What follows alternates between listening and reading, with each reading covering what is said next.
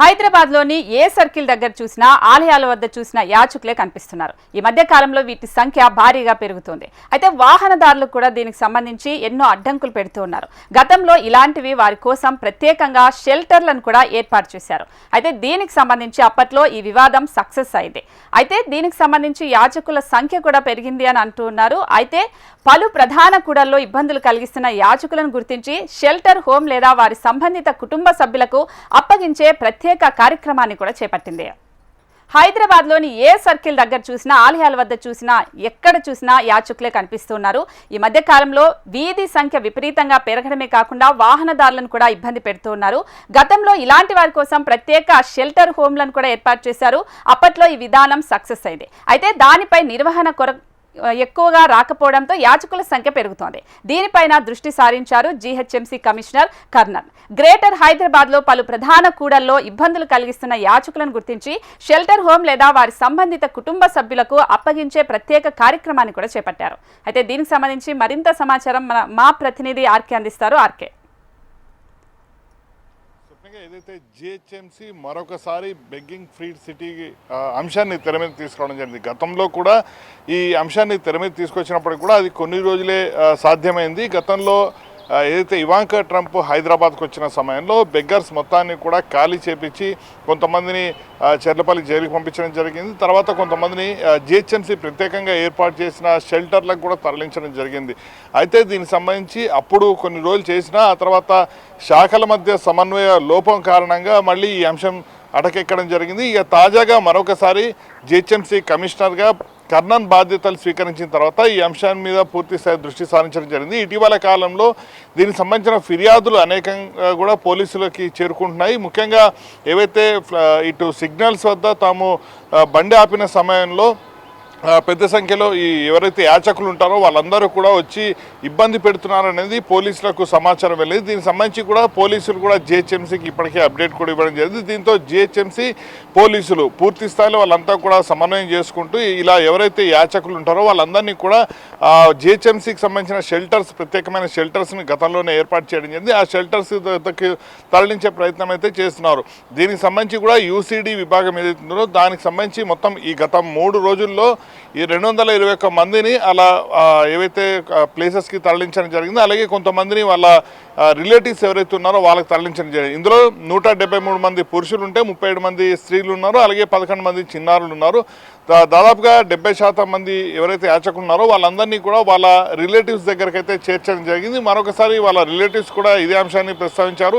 ఎట్టి పరిస్థితుల్లోనూ రోడ్ల మీదకి వచ్చి యాచన చేయొద్దు, అలాగే ఎవరైతే వాహనదారులు ఉన్నారో వాళ్ళని ఇబ్బంది పెట్టొద్దు అంటూ కూడా చెప్పడం జరిగింది. అయితే వాస్తవానికి ఈ ఏదైతే బెగ్గింగ్ ఫ్రీ సిటీ ఈ కాన్సెప్ట్ తీసుకొస్తున్నారో ఇది ఎక్కువ రోజులు కూడా ముందుకు సాగపోవడానికి ప్రధాన కారణం శాఖల మధ్య సమన్వయం అని చెప్పాలి. దీనికి సంబంధించి పూర్తి బాధ్యతలు ఎవరు తీసుకుంటారు అనే దానిపైన కూడా ఇప్పటివరకు ఒక స్పష్టత లేదు. మరోవైపు వీళ్ళని ప్రత్యేకమైన జిహెచ్ఎం సంబంధించిన ప్రత్యేక భవనాలు ఏవైతే ఉన్నాయో వాటికి తరలించిన తర్వాత వాటికి సంబంధించిన ఫుడ్ కావచ్చు తదితర అన్ని అంశాల విషయంలో కూడా యాచకులు అక్కడ ఉండకుండా మళ్ళీ యథావిధిగా అనేక సిగ్నల్స్ వద్దకైతే చేరుకున్నారు. దీంతోనే ఈ కాన్సెప్ట్ ప్రతిసారి కూడా ఫెయిల్ అవుతుంది. దాదాపుగా ఇప్పటివరకు కూడా 3 సార్లు ఈ కాన్సెప్ట్తో ముందుకు వచ్చినా కూడా ఎక్కడ కూడా సక్సెస్ కాలేదు. 2021 ఆ సమయంలో అప్పటి జిహెచ్ఎంసీ కమిషనర్గా ఉన్న హరీష్ కుమార్ దీనికి సంబంధించి అన్ని శాఖలను కూడా సమన్వయం చేసుకుంటూ ముందుకెళ్లే ప్రయత్నం చేసినప్పుడు కూడా అప్పటికి కూడా ఇది ముందడుగు పడలేదని చెప్పాల్సి ఉంటుంది. ఇప్పుడు కర్నన్ ఆ బాధ్యతలను తీసుకోవడం జరిగింది. అయితే వీటికి సంబంధించి ప్రత్యేకంగా బడ్జెట్ కేటాయించాల్సి ఉంటుంది. కానీ ప్రస్తుతం ఉన్న పరిస్థితుల్లో ఈ బడ్జెట్ ఎవరు కేటాయిస్తారన్న దానిపైన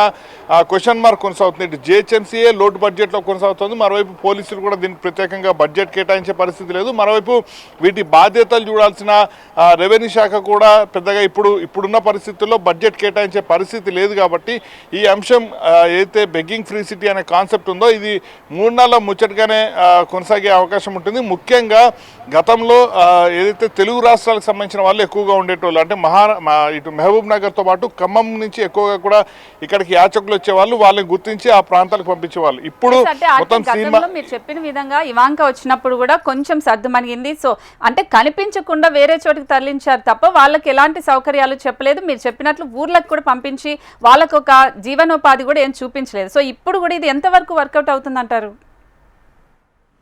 ఖచ్చితంగా. ఎందుకంటే ఇప్పుడు వస్తున్న వాళ్ళంతా కూడా ఇతర రాష్ట్రాల నుంచి, ఇంతకుముందు మనం చెప్పుకున్నట్టు గతంలో మహబూబ్ నగర్, ఖమ్మం నుంచి ఎక్కువగా కూడా వచ్చేవాళ్ళు. కానీ ఇప్పుడు వస్తున్న వాళ్ళంతా కూడా మహారాష్ట్ర, ఉత్తరప్రదేశ్, ఉత్తరాఖండ్ ఇలాంటి ప్రాంతాల నుంచి ఎక్కువగా కూడా ఫ్యామిలీస్ తో సహా వస్తున్నారు. వాళ్ళందరూ కూడా ఇక్కడ యాత్ర అనేది చేస్తున్నారు. ముఖ్యంగా హైటెక్ సిటీ ప్రాంతాల్లో వాస్తవానికి ఇప్పటి వరకు కూడా జిహెచ్ఎంసీ హైదరాబాద్ లోని ప్రధాన ప్రాంతాల్లో అంటే లక్డీకాపూల్, బేగం బజార్ ఈ ప్రాంతాల్లో ఎక్కువ కూడా వాళ్ళు వీటికి సంబంధించి యాత్రకు సంబంధించి తనిఖీలు చేయడం జరిగింది. కానీ ఇప్పుడు మొత్తం కూడా హైటెక్ సిటీ పరిసర ప్రాంతాల్లో ఈ ముఠాలన్నీ కూడా ఏర్పడి వాళ్ళందరూ కూడా యాత్రికులంతా కూడా ముఠాలుగా ఏర్పడి ఇక్కడికి వచ్చి బెగ్గింగ్ చేస్తున్నారు. అలాగే చిన్న పిల్లల్ని ఈ బెగ్గింగ్ మాఫియాలో ఎక్కువ కూడా వాళ్ళు ఇన్వాల్వ్ చేయడం జరుగుతుంది. కాబట్టి ప్రధానంగా దీనిపైన దృష్టి సారించాల్సి ఉంటుంది. కానీ వీళ్ళందరినీ కూడా మన స్వగ్రామాలకు తరలించాలన్నా లేకపోతే ఇది జిహెచ్ఎం సంబంధించిన నైట్ షెల్టర్స్ ని ఏర్పాటు చేసి ఆ నైట్ షెల్టర్స్ తరలించాలన్నా కూడా అంత ఈజీ అని చెప్పలేము. ఎందుకంటే ఇతర రాష్ట్రాల నుంచి వచ్చిన వాళ్ళు అలాగే పక్క రాష్ట్రాల నుంచి వచ్చిన వాళ్ళు కూడా ఈ షెల్టర్స్ కి వెళ్ళడానికి ఇష్టపడట్లేదు. ఎందుకంటే అక్కడ వసతులు పెద్దగా ఉండట్లేదు.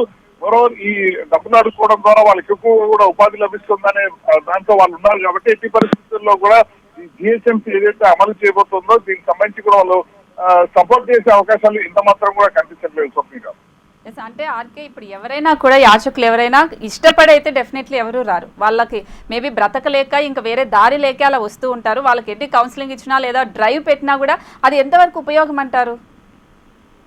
స్వప్నిగా ఇక్కడ ఒక విషయాన్ని స్పష్టంగా ప్రస్తావించాల్సి వస్తుంది. గతంలో సివి ఆనంద్ దీనికి సంబంధించి ఒక పోస్ట్ ని పెట్టడం జరిగింది. అప్పుడు కూడా సేమ్ బెగ్గింగ్ సంబంధించిన విషయంలో వాళ్ళు బతకలేని పరిస్థితి అనేది స్వచ్ఛంద సంస్థలు ముందుకు వచ్చిన తరుణంలో అప్పుడు సివి ఆనంద్ ఒక మెసేజ్ పెట్టడం జరిగింది.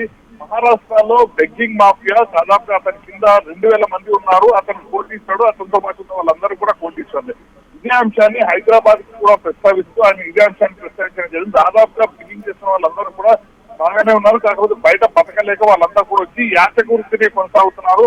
దాంట్లోనే ఎక్కువగా ఇన్కమ్ వస్తుంది. కాబట్టి అంటే ఇటీవల కేంద్రం కూడా యాచకులకు సంబంధించి ఎట్టి పరిస్థితుల్లో రూపాయి కూడా ఇయ్యద్దు అంటూ కూడా చెప్పడం జరిగింది. ఈ అంశాలన్నింటినీ కూడా బేస్ చేసుకుని ప్రస్తుతం జిహెచ్ఎంసీ కూడా ముందుకు వెళ్తుంది. అయితే కేంద్రం నుంచి కూడా కొన్ని నిధులు రావాల్సి ఉంటుంది. ఆ నిధులు ఇస్తే అలాగే రాష్ట్ర ప్రభుత్వం కొన్ని నిధులు ఇస్తే వీళ్ళకి ప్రత్యేక ఏర్పాట్లు చేసే అవకాశం ఉంటుంది. కానీ ఎక్కడా కూడా నిధుల ఇవ్వడం అనేది ఎక్కడ కుదరదు. కాబట్టి ఇవన్నీ కూడా అంటే ఇలాంటి బెగ్గింగ్ ఫ్రీ అనే కాన్సెప్ట్ ఏదైతే తీసుకోవడం చెప్తే ఇవన్నీ కూడా 3 నెలల ముచ్చటగానే మిగులుతుంటాయి. కాబట్టి ఎప్పుడు చూసుకున్నా కూడా దాదాపుగా ఈ 3వసారి జిహెచ్ఎంసీ ఆధ్వర్యంలో బెగ్గింగ్ ఫ్రీ సిటీ అనే కాన్సెప్ట్ తీసుకురావడం. కానీ 3వసారి కూడా దాదాపుగా ఫెయిల్ అయ్యే అవకాశాలు ఎక్కువగా అయితే కనిపిస్తున్నాయి.